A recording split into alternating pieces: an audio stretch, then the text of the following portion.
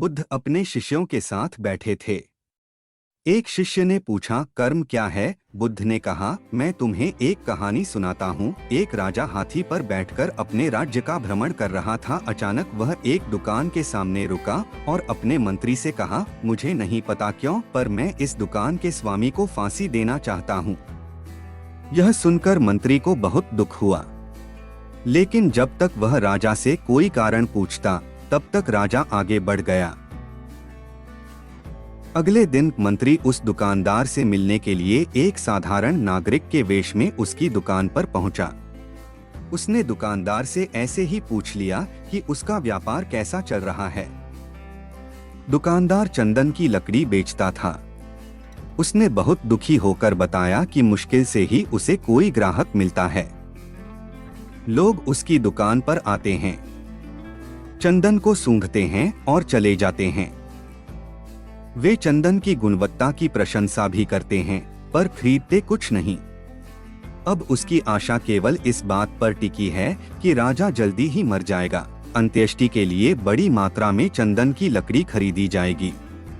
वह आसपास अकेला चंदन की लकड़ी का दुकानदार था, इसलिए उसे पक्का विश्वास था कि राजा के मरने पर उसके दिन बदलेंगे। अब मंत्री की समझ में आ गया कि राजा उसकी दुकान के सामने क्यों रुका था और क्यों दुकानदार को मार डालने की इच्छा व्यक्त की थी। शायद दुकानदार के नकारात्मक विचारों की तरंगों ने राजा पर वैसा प्रभाव डाला था, जिसने उसके बदले में दुकानदार के प्रति अपने अंदर उसी तरह के नकारात्मक विचारों का अनुभव किया था। बुद्धिमान मंत्री ने इस विषय पर कुछ क्षण तक विचार किया। फिर उसने अपनी पहचान और पिछले दिन की घटना बताए बिना कुछ चंदन की लकड़ी खरीदने की इच्छा व्यक्त की। दुकानदार बहुत खुश हुआ। उसने चंदन को अच्छी तरह कागज में लपेटकर मंत्री को दे दिया। जब मंत्री महल में लौटा तो वह सीधा दरबार में गया, जहां राजा बैठा हुआ था, और सूचना दी कि चंदन की लकड़ी के दुकानदार ने उसे एक भेंट भेजी है। राजा को आश्चर्य हुआ। जब उसने बंडल को खोला तो उसमें सुनहरे रंग के श्रेष्ठ चंदन की लकड़ी और उसकी सुगंध को देखकर बहुत प्रसन्न हुआ।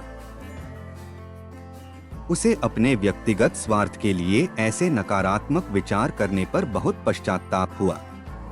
यदि हम दूसरे व्यक्तियों के प्रति अच्छे और दयालु विचार रखेंगे तो वे सकारात्मक विचार हमारे पास अनुकूल रूप में ही लौटेंगे। लेकिन यदि हम बुरे विचारों को पालेंगे तो वे विचार हमारे पास उसी रूप में लौटेंगे। यह कहानी सुनाकर बुद्ध ने पूछा, कर्म क्या है? अनेक शिष्यों ने उत्तर दिया, हमारे शब्द, हमारे कार्य, हमारी भावनाएं, हमारी गतिविधियां। बुद्ध ने सिर हिलाया और कहा, तुम्हारे विचार ही तुम्हारे कर्म हैं।